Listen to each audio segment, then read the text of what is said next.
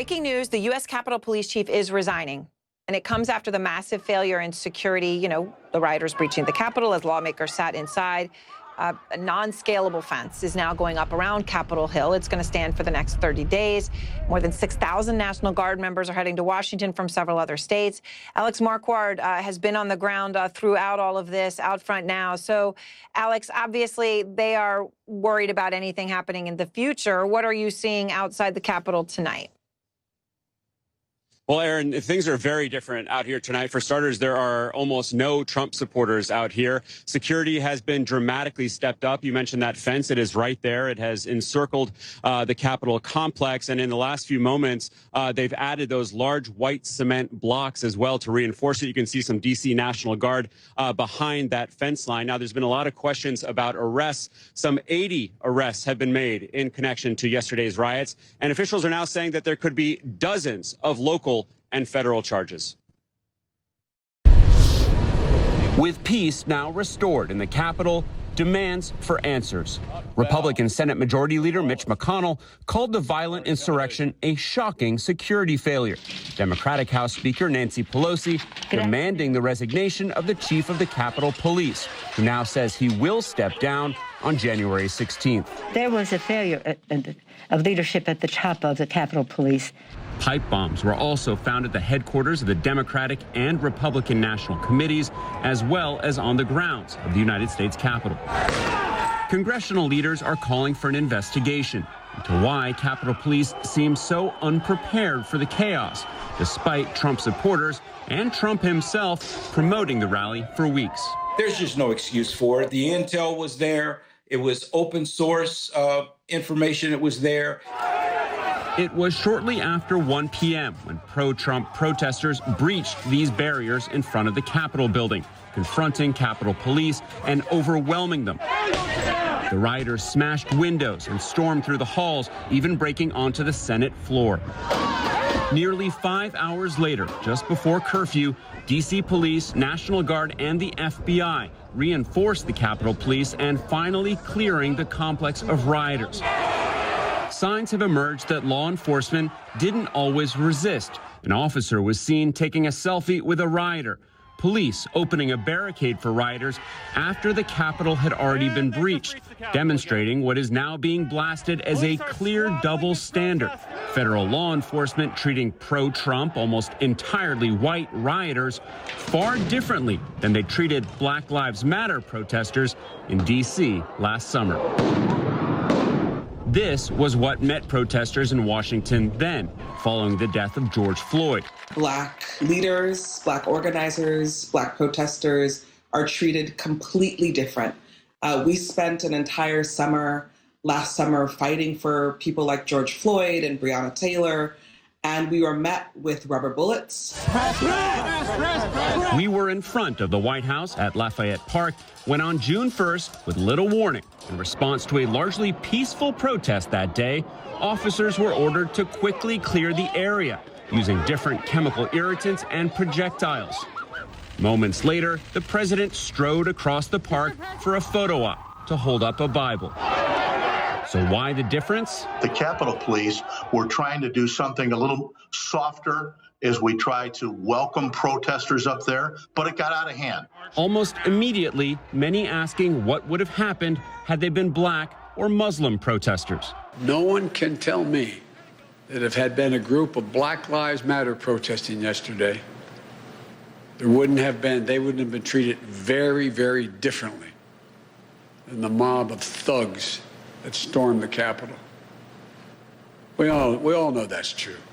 And it is unacceptable, totally unacceptable.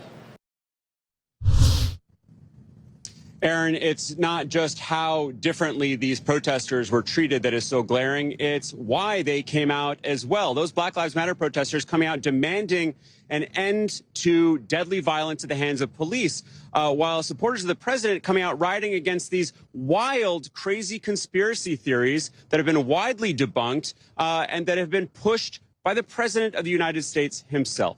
Aaron? All right, Alex, thank you very much. And now, to quote the rioters, we want our country back. They don't get to steal it from us. That is exactly what one reporter heard as he witnessed every bit of the pro-Trump rioters storming Congress. He was actually amidst them, in the middle of a group, following them into the Capitol, and he captured it all. Harrowing scenes of chaos and destruction. Watch for yourself. We followed the aggrieved and infuriated Trump supporters as they stormed the building.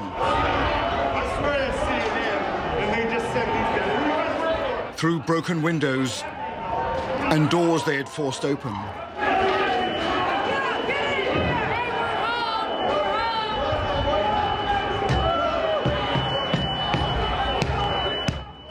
And for a few heady moments they felt they had won a precious victory.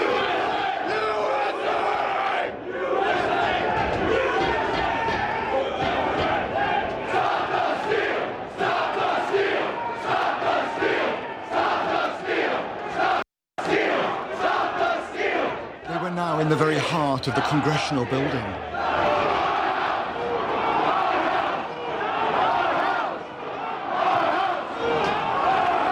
What's the purpose of storming Congress itself? Because they work for us. They don't get to steal it from us.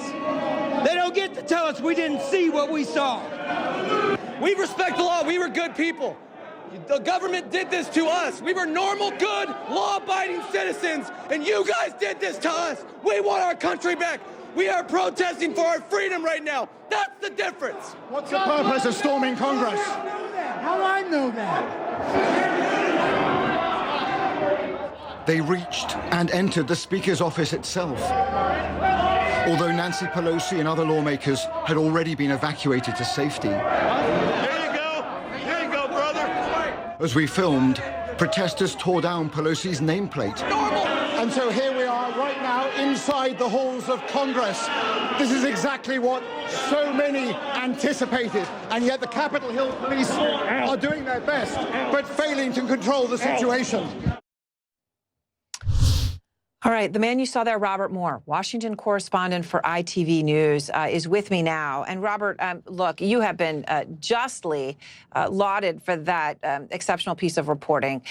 You talked to some of the people we heard there, but a lot of other people who were there in the heat of the moment, who passionately believed every single word they were saying. Tell us what kinds of things you heard. I think that's exactly right, Erin. I mean, we were at that point just at the exact security vulnerability of Capitol Hill. There'd been some scuffles outside, and then we followed this crowd of Trump supporters up into a side door. They broke that window, got through the door, and into the very sort of corridors of power.